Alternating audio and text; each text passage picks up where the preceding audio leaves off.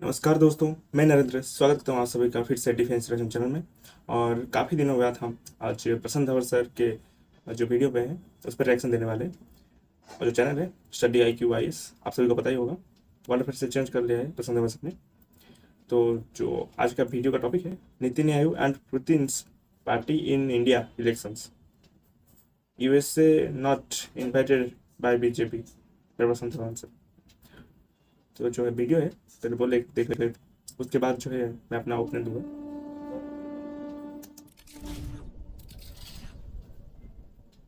नमस्कार and welcome you all to study IQ. मैं प्रशांत धवन। भारत में आज के समय हो रहे हैं चुनाव और पूरी दुनिया इन चुनावों को फॉलो कर रही है क्योंकि काफी लोग ये दुनिया के सबसे महंगे इलेक्शन टोटल बताया जा रहा है कि 1 लाख करोड़ रुपए का खर्चा होगा पूरे इलेक्शन में। ये सरकार का खर्चा नहीं है, ये सरकार का political parties, various political parties इतना पैसा खर्चने वाली है आने वाले इलेक्शंस में। और एक इंटरेस्टिंग न्यूज सामने ये आई कि बीजेपी जो आज के समय आप कह लीजिए सबसे बड़ी पॉलिटिकल पार्टी है पार्लियामेंट, इन्होंने एक प्रेस रिलीज जारी करी और इस प्रेस रिलीज में बीजेपी ने ये कहा है कि दुनिया भर के 10 कंट्री से ये बहुत सारी पॉलिटिकल पार्टीज को इनवाइट करेंगे ताकि इंडिया के इलेक्शन को देख सकें, देखेंगे कैंपेन कैसे यहाँ पर होता है, किस तरीके से लोग वोट करते हैं, किस तरीके से भारत दुनिया के सबसे बड़े इलेक्शन ऑर्गेनाइज करता है। मैं चाहता हूँ कि आप वर्ल्ड मैप पर देखो कि किन कंट्रीज की पॉलिटिकल पार्टीज को हमने इनवाइट किया है। Australia, Vietnam, Bangladesh, Israel, Tanzania, Russia, Uganda, Sri Lanka,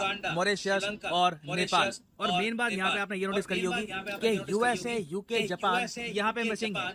और इसके पीछे देखिए कई रीजन हो सकते हैं। एक बड़ा रीजन तो मैं यहाँ पर ये देख पा रहा हूँ कि UK और USA में इसी साल बड़े इलेक्शंस होने हैं। यहाँ पे आप देख पाओगे UK में तो जो लोकल इलेक्शंस हैं ये डिसाइड करेंगे कि ऋषि सुनक पावर में रहेंगे या फिर इनकी पार्टी इनको रिप्लेस कर देगी। फिर USA की अगर हम बात करें तो आपको पता होगा डोनाल्ड ट्रंप और जो बाइडेन के बीच में इलेक्शन होंगे नवंबर महीने में। तो इंडिया के इलेक्शन अटेंड करना और वो भी तब जब आपको जो इन्वाइट भेजा गया है, इलेक्शन कमीशन ऑफ इंडिया ने भेजा, एक पॉलिटिकल पार्टी ने भेजा है, तो उससे थोड़ी सी कंट्रोवर्सी हो सकती थी। तो मैं समझ सकता हूं एक बार को कि US और UK की पॉलिटिकल पार्टीज को इनवाइट क्यों नहीं किया गया। और जहां तक बात है जापान की, तो हाँ बिल्कुल, जापान में भी 2024 में इलेक्शन मोड शुरू हो जाएगा और 2025 में यहाँ पर बहुत ही इंपॉर्टेंट इलेक्शंस होने हैं। मगर बाकी कंट्रीज को आप अगर देखो ना, तो ऑस्ट्रेलिया की जो लिबरल पार्टी है उसे इन्वाइट किया गया है ना। एक इंटरेस्टिंग बात यह है कि इस पॉलिटिकल पार्टी का नाम तो लिबरल है मगर ये एक्चुअली एक centre to the right wing political party है। अभी जो ऑस्ट्रेलिया के प्राइम मिनिस्टर है एंथनी एल्बनीसी, ये लिबरल पार्टी से नहीं आते, ये लेबर पार्टी से आते हैं, जो आप कह सकते हैं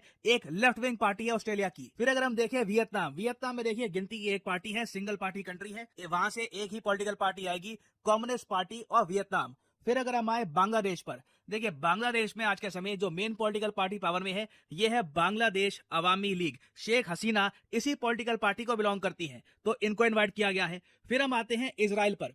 इजराइल में देखिए जो लिक्विड पार्टी है इसी पार्टी से बिलोंग करते हैं बेंजामिन नेतन्याहू। और एक इंटरेस्टिंग बात यह है कि आज से कुछ साल पहले जब इजराइल में चुनाव हो रहे थे, तब जो इजराइल की लिक्विड पार्टी है इन्होंने पीएम मोदी की फोटोज को यूज किया था अपने प्रचार के लिए। इजराइल के शहर तेल अवीव में कई जगह इस टाइप के पोस्टर्स लगे थे कि देखिए नेतन्याहू वर्ल्ड क्लास लीडर है, दुनिया भर के जो बड़े लीडर हैं उनसे बातचीत होती है इनकी। तो यहाँ पे मोदी, ट्रंप, उसके अलावा वेरियस और जो वर्ल्ड लीडर्स थे उनके पोस्टर्स का यूज किया गया था। फिर इजराइल के बाद अगर हम आए युगांडा पर, युगांडा की देखिए जो पॉलिटिकल पार्टी इनवाइट करी गई है ये है नेशनल रेजिस्टेंस मूवमेंट। 1986 से ये पार्टी युगांडा पे राज कर रही है, कोई और पॉलिटिकल पार्टी इनको रिप्लेस नहीं कर पाई। फिर आप अगर देखोगे तंजानिया की चामा चा पॉलिटिकल पार्टी, इस पार्टी को भी आप कह सकते हैं तंजानिया की राइट विंग पॉलिटिकल पार्टी है। फिर हम आते हैं रशिया पे। रशिया का केस बहुत ही इंटरेस्टिंग है।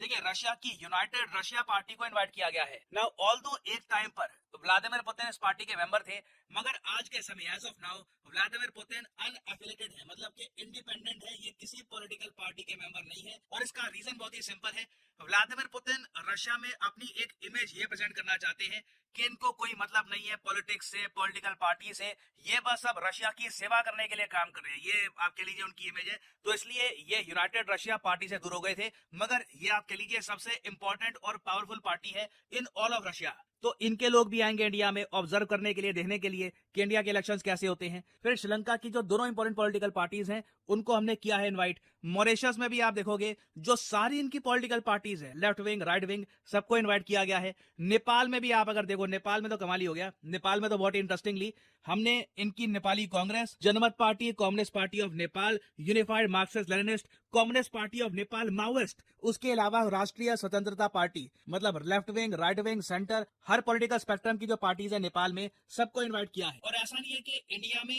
पहली बार ऐसा किया जा रहा है, दुनिया भर में कई देश हैं, जब इलेक्शंस वहां पे होते हैं ना, तो इंटरनेशनल ऑब्जर्वर्स को ये लोग इनवाइट करते हैं। फॉर एग्जांपल 2020 में जब यूएसए में जब इलेक्शंस हुए थे, तो बहुत सारी फॉरेन कंट्रीज, पोलैंड, स्वीडन, कई European countries, Japan, south Korea से इंटरनेशनल ऑब्जर्वर्स इनवाइट किए गए। ये इंटरनेशनल ऑब्जर्वर्स लिटरली बैठ के देखते हैं कि लोग कैसे वोट कर रहे हैं, कैसे वोटिंग प्रोसेस चल रहा है, और उसके बाद यूएसए के मीडिया को अपने थॉट्स बताते हैं कि देखिए हमने ये ऑब्जर्व किया है, आपके इलेक्शंस में ये अच्छी बात है, आपके इलेक्शंस में ये कमी है। और यूएसए ये करता है ताकि इलेक्शंस में ना एक तो ज्यादा ऑथेंटिसिटी आए, लोगों का विश्वास जागे, दुनिया भर में लोग कॉन्फिडेंटली ये कह सके कि यूएसए के इलेक्शंस रियल इलेक्शंस हैं, क्योंकि देखिए इंटरनेशनल ऑब्जर्वर्स ने भी इन इलेक्शंस को देखा है, ऑब्जर्व किया है। और सेम तरीका एक्चुअली रशिया ने ट्राई किया था अपने रिसेंट इलेक्शंस में। रिसेंटली रशिया में चुनाव हुए, रशिया ने 36 कंट्री से ऑब्जर्वर्स को इन्वाइट किया था अपने इलेक्शंस में, और ये कहा था कि आप देखिए, आप खुद ही नोटिस करेंगे कि रशिया के प्रेसिडेंशियल इलेक्शंस कितने ज्यादा फेयर हैं, सबको वोट करने का अधिकार मिलता है। और इंटरेस्टिंगली इंडिया भी आज से कई साल पहले इलेक्शन कमीशन ऑफ इंडिया के अंडर फॉरेन ऑब्जर्वर्स को इलेक्शंस को देखने के लिए बुलाया करता था। नाउ क्वेश्चन यहाँ पर ये आता है कि आपके हिसाब से क्या फॉरेन ऑब्जर्वर्स को इलेक्शन जब हो रहे होते हैं कंट्री में, उसके लिए इनवाइट करना चाहिए, और ये इनविटेशन क्या एक पॉलिटिकल पार्टी को भेजनी चाहिए या फिर इलेक्शन कमीशन ऑफ इंडिया? अब इसके देखिए एडवांटेजेस भी हो सकते हैं, डिसएडवांटेजेस भी हो सकते हैं। फॉर एग्जांपल आपको पता होगा यूएस, यूके, यूरोप के जो लीडर्स हैं, इनको काफी बार इंडियन डेमोक्रेसी के बारे में आलोचना वाली स्टेटमेंट्स देने में मजा आता है। लिटरली आप कह सकते हैं ये ऐसी स्टेटमेंट्स चाहे इशू हो या ना हो दे ही देते हैं। तो आप इमेजिन करके देखिए कि हमने इनके ऑब्जर्वर्स को इंडिया के इलेक्शंस के लिए बुलाया और किसी एक ने स्टेटमेंट दे दी कि आई एम नॉट सेटिस्फाइड, पता नहीं कैसे वोटिंग हो रही है। अगर किसी ने ऐसी बात बोल दी तो कितनी बड़ी कंट्रोवर्सी हो जाएगी, क्योंकि पहली बात तो हमारा मीडिया इन सब कंट्रीज के लोगों को इंपॉर्टेंस बहुत ज्यादा देता है, इनके पास सॉफ्ट पावर बहुत ज्यादा है। अचानक से आप देखोगे हर जगह आर्टिकल्स पब्लिश होने स्टार्ट हो जाएंगे कि इंडिया के इलेक्शंस के बारे में ये स्टेटमेंट दी गई, इंडिया के इलेक्शंस के बारे में ये कहा गया। तो मैं यहाँ पे आपसे जानना चाहूंगा, आपके हिसाब से इंटरनेशनल ऑब्जर्वर्स एक कंट्री के इलेक्शंस के लिए इंपॉर्टेंट है या नहीं? क्या आप चाहेंगे कि भविष्य में इंडिया ऑफिशियली, अभी तो हमने पॉलिटिकल पार्टीज को इनवाइट किया है ना, मगर ऑफिशियली किसी कंट्री के ऑब्जर्वर्स को हम अपने इलेक्शंस के लिए बुलाएं या नहीं? लिखेगा इसके बारे में कमेंट सेक्शन में कि ये अच्छा आइडिया है या नहीं। I would like to know your opinion. और फाइनली आप लोगों से यहाँ पे एक क्वेश्चन पूछूंगा, रुआंग वॉल्केनो आजकल काफी न्यूज में है, आपको ये बताना है कि रुआंग वॉल्केनो कहां पर है। रिसेंटली इसकी इमेजेस वीडियो सामने आई थी, डरा देने वाली साइट थी, और एक बार को सुनामी का जो डर है ये भी बना हुआ था। तो आपको बताना है कि रुआंग वॉल्केनो किस देश में है। ये है यहाँ पे आपकी ऑप्शंस, मलेशिया, इंडोनेशिया, जापान या फिर न्यूजीलैंड। कमेंट सेक्शन में करिए उत्तर, जो लोग सही आंसर देंगे उनकी कमेंट को मैं हार्ट दे दूंगा ताकि बाकी लोग समझ पाए कि सही उत्तर क्या है। और फाइनली तो दोस्तों वीडियो जी खत्म, और इस बार हम बीजेपी ने लगभग कम से कम पूरे 10 देशों को इनवाइट किया है हमारे वोट यहाँ देखने के लिए अच्छे से हो रहा है या नहीं। और जैसे प्रसन्न धवन सर ने कहा कि कोई ऐसा बंदा होगा कि इंडिया से हेट करता है, अगर उसने आके यहाँ कुछ उल्टा पुल्टा जवाब दे दिया कि वोट में ऐसा होना चाहिए, ऐसा होना चाहिए, तो काफ़ी सारी कंट्रोवर्सी हो सकती है। और हमारे देश में काफ़ी बड़ा पॉपुलेशन ऐसा है जो वोट नहीं देती, उनका सेटिस्फेक्शन नहीं होता। तो कहीं ना कहीं हमें ये भी देखना चाहिए कि कौन आ रहा है, और उसने हिस्ट्री में कभी भारत को लेकर कोई कंट्रोवर्सी वाला जो है न्यूज़ ना फैलाया हो या प्रोपेगेंडा ना किया हो। ऐसे लोग को बोलना चाहिए जो मतलब एकदम इक्वालिटी देखे, इक्वालिटी देख के समानता देखे। अगर कोई गलती है तो वहीं दिखाया जाए और वहीं कमेंट किया जाए, और जहाँ गलती ना हुई हो उसे छोड़ दिया जाए। ऐसे लोगों को बोलना चाहिए।